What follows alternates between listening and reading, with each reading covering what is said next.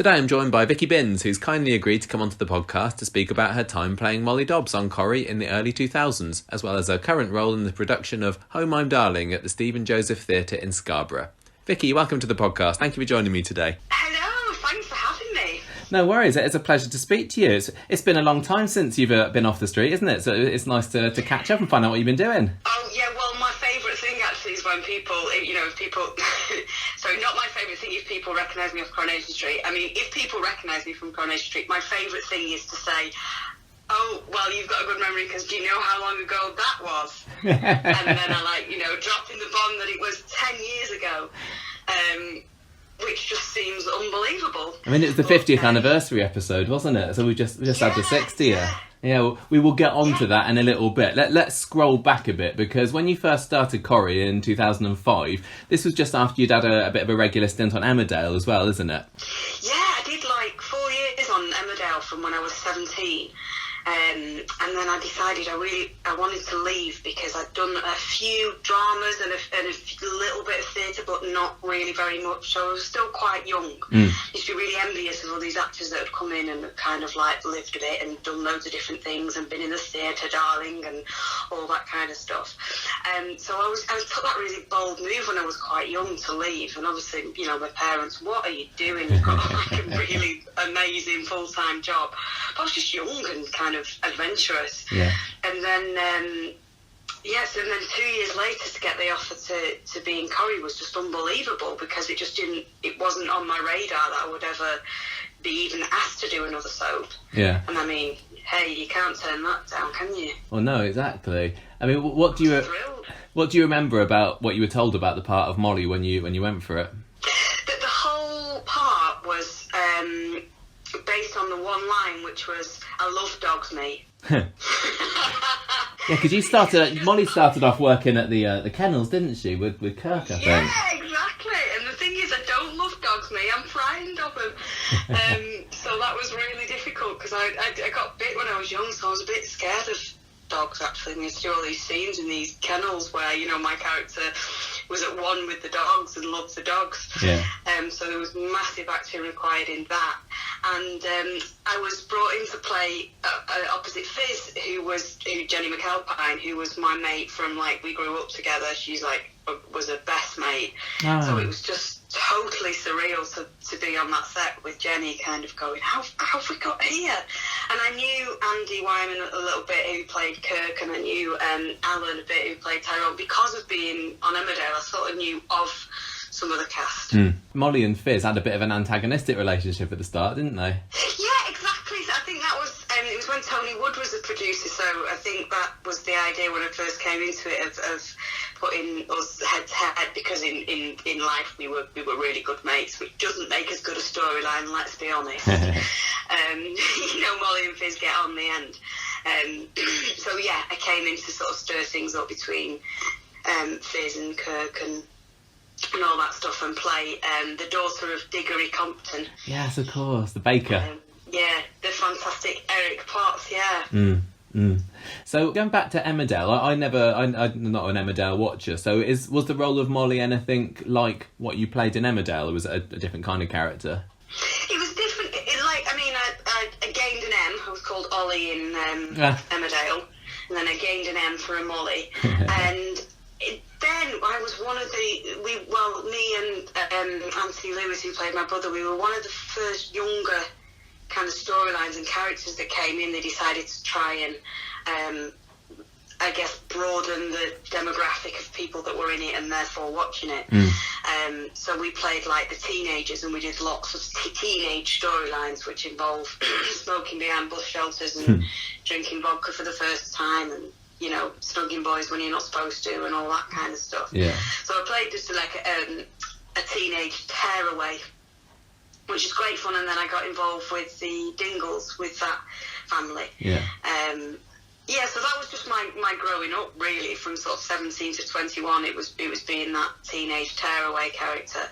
So even, as coming into Corrie, that character, Molly, developed so much over those 5 years that I'd say she was sort of really quite different from when I started to when I left anyway, because producers change and storylines change, and I grew up a lot during it. What do you remember about how the audience reacted to Molly at first? It must have been terrifying, you know, coming on this huge show and then just waiting for the feedback to come in. Well, it's surreal because we film in advance. Yeah. Quite far in advance, sometimes sort of 3 months. So you sort of do your first scenes, and then they were 3 months ago, and you're kind of in the middle of a different storyline doing something completely different. And I mean, this is going to make me sound like a right old fart, but there wasn't really social media. No, I guess there wasn't. I think it's sort of I think there was sort of like Friends reunited, maybe. Yeah, you're right. That was because 2005. That was like 2-3 years before Facebook, I think, until I joined anyway. Exactly. So exactly. I mean, I'm still not on Facebook. That's how much of an oldie I am. But yeah, so I certainly wasn't aware of any kind of instant reaction or instant. And I've always sort of kept my world quite small in terms of when you do high pressured things, you've just kind of got to focus on the actual job that you're doing and your objective in it, rather than a kind of like subjective opinion and what everybody else will think, and the enormity of the job, and you know how many people are watching it and all that sort of stuff. It's not really, well, it's not at all helpful, to be honest. No. It's not even helpful for me when I first went in it to even watch it, because it was like I can go in, I can do some scenes, and then I can go home and have my tea, and that's it. You know, and sort of going, looking at the popularity and what other people's opinions, I think, would be unhelpful as an actor. Yeah, I bet. I think from what I can remember thinking back, my favourite period of Molly was when she was paired up with Tyrone, who's, you know, a real Mr. Nice Guy type character. Did you like working with Alan and the kind of that cosy relationship that they shared?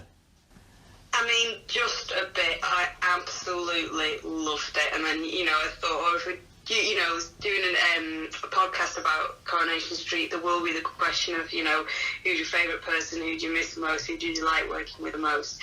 And it was 100% Alan. He's an absolute joy to be alongside. And it's such a big cast, particularly now in Coronation Street, that it takes quite a long time to get round to meeting everyone, and certainly to do a scene with somebody, that might take a year before you've done a scene with anyone. And because of the way that the logistics of filming, you tend to just film all the scenes that are in the Duckworths, for example, in one day, that might span over sort of 15 episodes or something. So it was a real kind of small world in that way that I worked with Alan. And I mean, Jack and Vera, how lucky was that? And yeah, Alan was just so much fun, and he's so likeable and bright and such a good actor and just easy to be around. And he loved a prank. So, did he? You know. So you mentioned Jack and Vera earlier as well. I wanted to talk a little bit about working with Bill and Liz. What were they like? Well, they were, I have to say, when I said about kind of keeping things small and not overwhelming yourself, that was always a bit like, how am I sat around this table? How am I sat in this pub with these faces, with these actors that I've known for so long, that are just part of the furniture in your living room? And, you know, with such iconic scenes and storylines that you'll remember. So it was just completely surreal. They were always so easygoing and welcoming, and my character quickly kind of got married to Tyrone and was part of that family, and they made that just really easy for me. But they were really normal, down to earth, you know, grounded people, funny, so funny, both of them, you know, in their own ways. So it was a joy, and it was, you know, probably the more overwhelming bit of being on the programme. I bet. Did they kind of take you under their wings a little bit? Were they a bit like surrogate grandparents? I kind of imagine. Way more eccentric than you imagine your average grandparent, you know. But they did, and obviously they knew the show so well, and they'd had such longevity on the show and knew exactly what it was like to come in, and you know, they also had like separate lives and lived away from it, and it can really kind of dominate and take over your world when you're in Coronation Street. So, and they were, you know, both really close to their wives and husbands and families. So it was a lot of that, a lot of kind of normal stuff, which was really nice. That's good. So what I think the character of Molly is going to be most remembered for is this notorious affair with Kevin Webster. Do you remember what your reaction was when you heard what was going to happen there? I do. You don't often you don't often go up to see the producer. No. Very rarely, maybe once a year or something. You just get the storylines through your door. Although I suspect now it's through your computer. But yeah, you just get like 5 scripts bump at the doorstep, and that's what you're doing. So you don't really ever have much kind of discussion. And then Alan and I have not really had a big storyline for quite a bit. I think Alan's golf swing had really improved. It was like we'd just gone really quiet. I was like, oh yeah, I know what you mean. Yeah. I spent far too much time with my friends and family. So we were due to go up and see the producer, and she said, we've got this storyline in mind, and Molly's going to have an affair. I'm like, oh my goodness, wow, really? Wow. And it's going to be with Kevin Webster. Oh my God. So I think my reaction was probably just the same as everyone, as anyone else that watches the show. Yeah. Like, how, no, oh my gosh, poor Tyrone. That kind of stuff. But also really excited because that is what a soap is, right? It's drama. Yeah. And it's those bits in people's lives that, we want to kind of hopefully not go through ourselves, but watch via someone else, via these characters I know. So it was exciting to kind of know that was going to come around. You don't need, because Molly and Tyrone had not been married long since then either, had they? No, I know, and it was like, I don't know, we weren't those kind of characters in the show at the time either. We were sort of, like you say, the cosy, fun, more comedy type scenes that we'd always done. So no, that felt like a big leap, really, a big reinvention of Molly, that she was going to go down that naughty path. It's kind of funny the way it's gone now. I mean, are you aware of what's going on at the moment with Tyrone in the show? Go on, tell me. Well, he's having an affair with someone else. He's got a younger bit on the side. Oh, there you go. So it's all come round again. With Fizz, right? He was with Fizz, yeah. But they're broken up now. Yeah. that was another nice kind of cosy, safe kind of relationship that those just been torn apart. Exactly, and that's what works. Isn't it? That's what we want to see. We get comfortable with certain characters, and then they're just really good at creating these addictive storylines, aren't they? That you want to watch and click on the next episode. Yeah. So when Molly became pregnant, did you always know that Kevin was going to end up being the father? Because there was a bit of a who's the daddy side to it, wasn't there? That is such a good question. I don't actually know the answers. I think I did know, yeah. I think I did know from the beginning. That's a really good question, actually, because obviously, like 10 years ago, I can't remember if I ever knew that was going to be... I mean, obviously, I always knew that there was going to be a bit of a chance and a shot. Yeah. But I don't remember if I'd have been aware where it was going to end, because, like I say, it's quite short-term, the storylines you get, and you don't get a choice or a say in them. They're just, the writers go away and do an amazing job. They do these huge conferences and plan big, the kind of sweeping arc of storylines. So, but I can't remember. That's a very good question. But that was all really new to me, like having never had children and still haven't.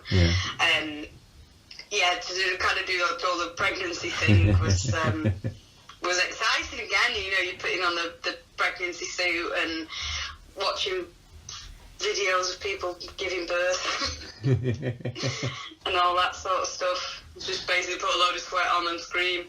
Yeah, I can't remember what happened. Did Molly have an exciting soap birth, or would she go to just the hospital one? I don't remember. It was on the floor of the Duckworths, is what I remember. Oh, right. Quite distinctly. But I think in and of itself that probably that wasn't the climax of the storyline. It would have been whose baby is it? I guess would have been the climactic part of it, wasn't it? Yeah, and then the very, very end for the 50th anniversary episode, Molly's death. How far along in the process did you know that it was leading that way? A good 6 months, I'd say, at least before that. That I knew that she wasn't gonna make it in the tram crash. I'd say a good 6 months before that, if not a bit longer, actually, because that was quite a long build into that storyline, and that was the new producer that came in.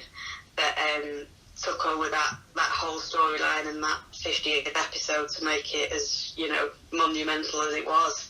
No holding back. Was it the producer's decision at the end of the day that you were to leave the show, or was it a bit of a joint one? It's the producers. I mean, there is certainly no promise in that show of, like, being in it forever. And, I mean, my original contract was 3 months, and I'd sort of gone through about 3 different producers and lots of different storylines. So there's always that chance that, you know, they're gonna do a big storyline and that will be the climax of that particular storyline, which was, you know, they've got to do what's right for the show and what's right for making a big juicy storyline.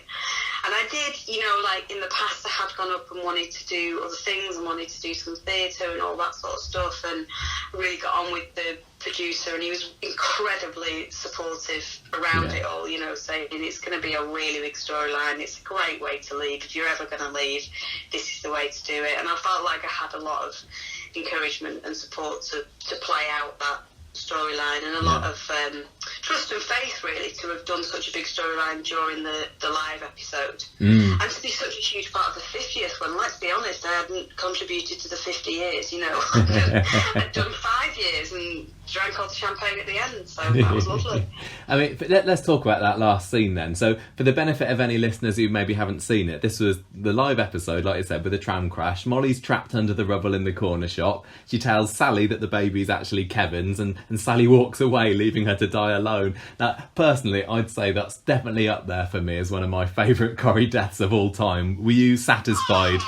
Honestly, Vicky, it is. It's one of my favourites. I remember just like jaw dropped when I was watching it, and Sally walks. Were you satisfied with the ending that you were given? Oh God, yeah. I mean, this is what I mean. You couldn't really get any more dramatic, any bigger, any bolder, any more final. I remember the press officer saying, "You're going to be so glad, because otherwise you'll just get asked for the rest of your life if you're ever going to go back."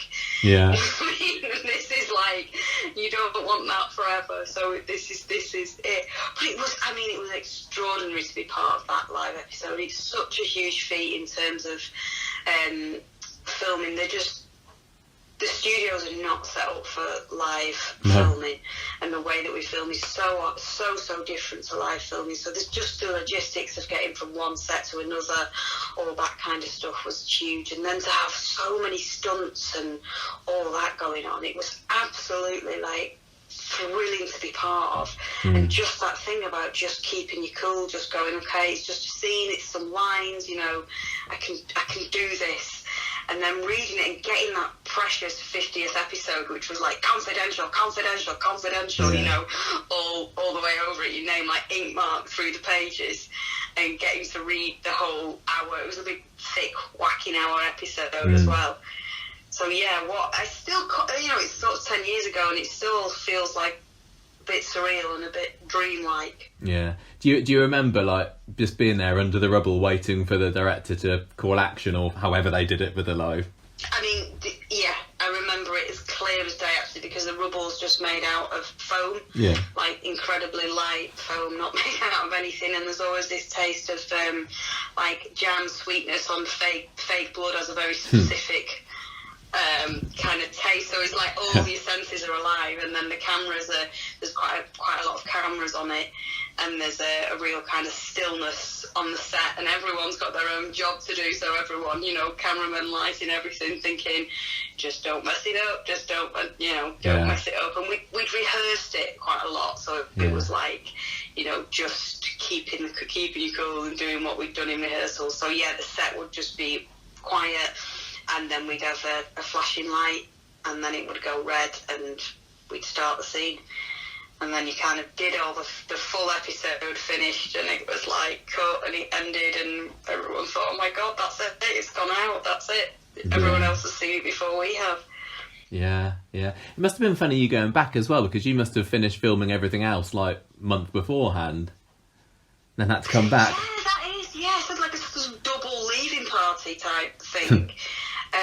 Yeah, that was right, because obviously because we filmed so far in advance, so we'd done all the build up to it, and then I just went back, and but it was quite nice, because it like, it's really hard to leave somewhere, isn't it? And like I don't know, just feels quite pressured about having a leaving party and bye, never see you again. Bye, you know, say bye to so many people who I loved and had a great time with.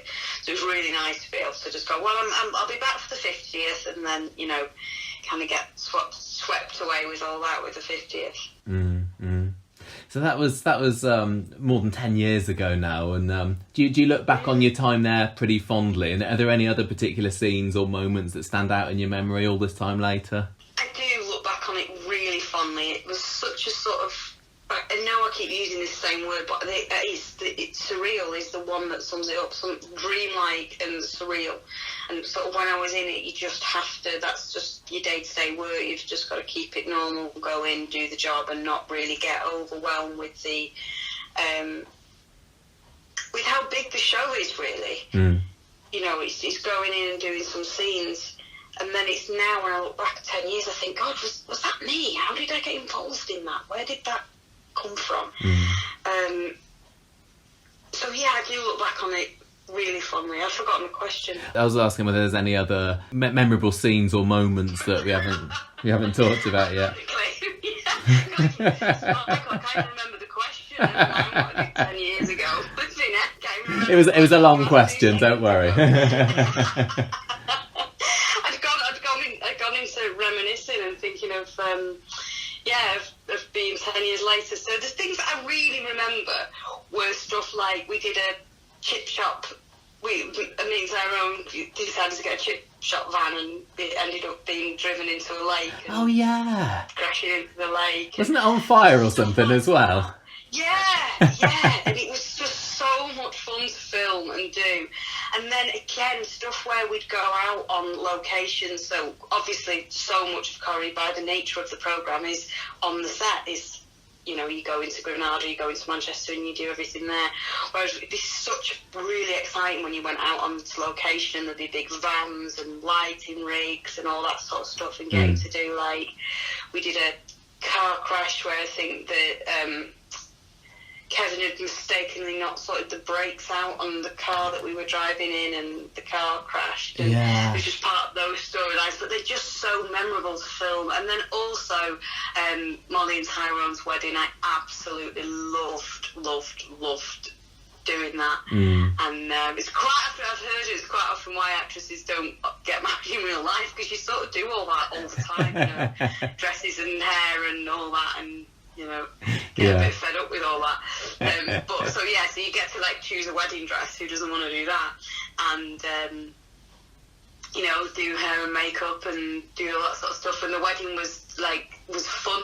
The whole thing about it was that Tyrone had tried to go big, and Molly would have just been happy with just them in a little church, but he tried to like do all these elaborate surprises for her. Yeah. So it was just really, really sweet with the carriage and doing all that. Oh. So I think, those things are memorable. And then, of course, I can't, you know, it's just so strong in my mind of working, you know, being on the set, doing Jack and Vera scenes and being sat round that table in the Duckworth eating the tea, having a chat. It's normal stuff, isn't it? Memorable. Yeah, exactly, those things, Yeah. Do you think if, you know, things hadn't gone the way they had for Molly, for you, could the character have been redeemed after the affair? I'd like to think so. Just in terms of like, if a man has an affair, it's sort of acceptable or at least redeemable or understandable. But I felt like because it was a woman, you know, a younger woman having an affair, it was like seen as I was kind of really the character was really villainised. You were, weren't you? I remember. Yeah, and I think there's probably a double reason for that, and it's because, you know, having an affair, cheating on Tyrone of all people, I think is understandably, because it's brutal, isn't it? Because he's such a great character and such a lovable character. So I think that made that. But yeah, I do think that I would have hoped that she could have been redeemed. For that reason, really, because I think if it was the other way around, a man would have been able to be redeemed. But they're very, very clever, the writers, and they know exactly how to do those things.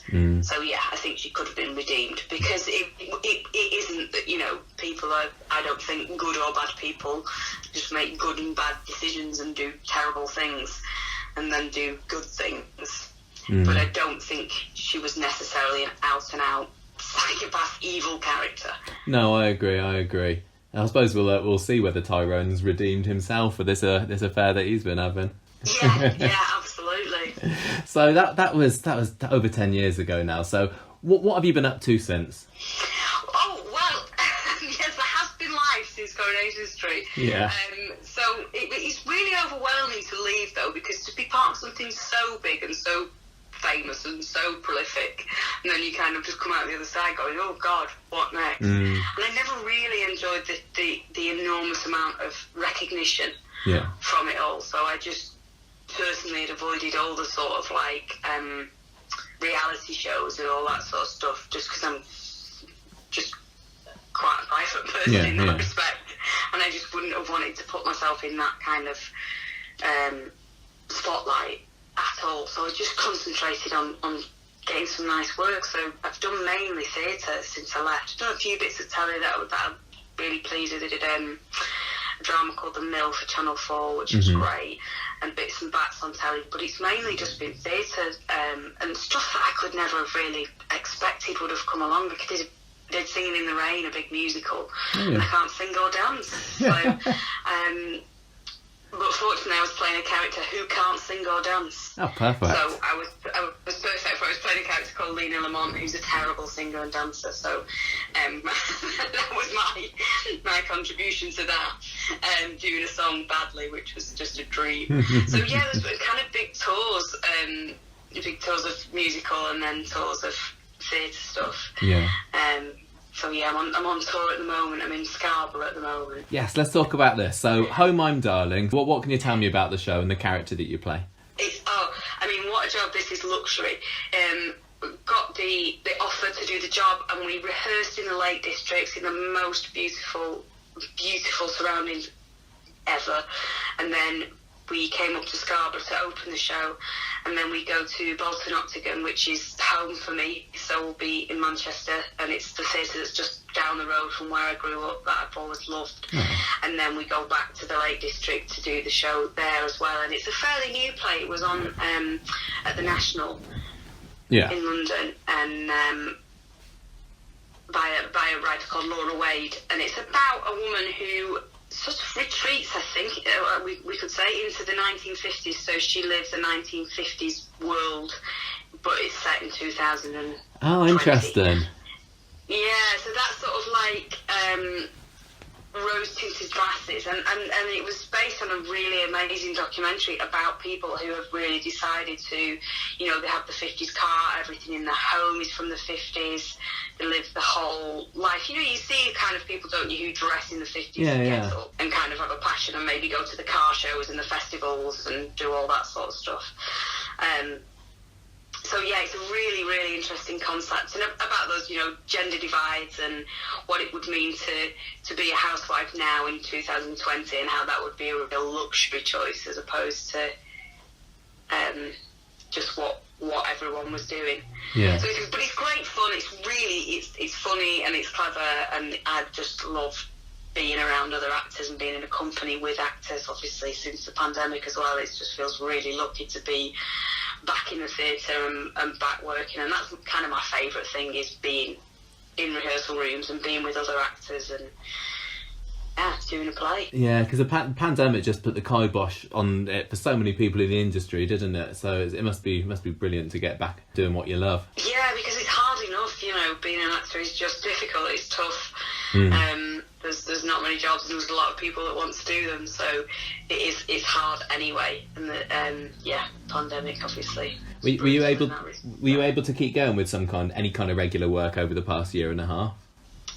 I did a little bit in the pandemic, but I did the transferable skills, and I taught drama in a primary school. Oh, nice. In different primary schools, and so I worked in a primary school for 8 months. I'll tell you what, Vicky, I'm a primary school teacher, so that's brilliant. I'm very much in support of that. Yeah. That's my day job. Yeah, well, I loved it. I've done teaching before, just in drama club, Saturday drama clubs and all that sort of stuff.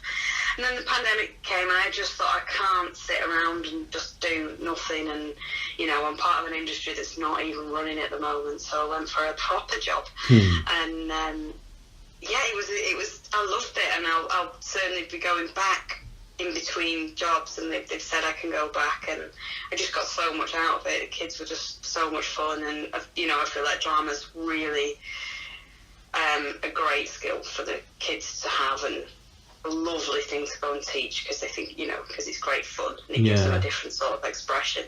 So yeah, I was teaching throughout the pandemic.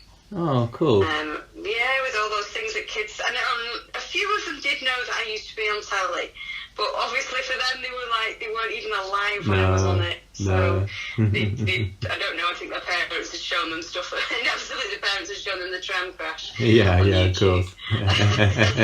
course. Seen that bit. Must have been quite important for you, because you got into the biz quite young, didn't you? You were on children's ward first, is that right? Yeah, I mean, I absolutely, I was like 14, and I just went to a drama club in Bury, around the corner, for no other reason than my mate was going and she wanted someone to go with.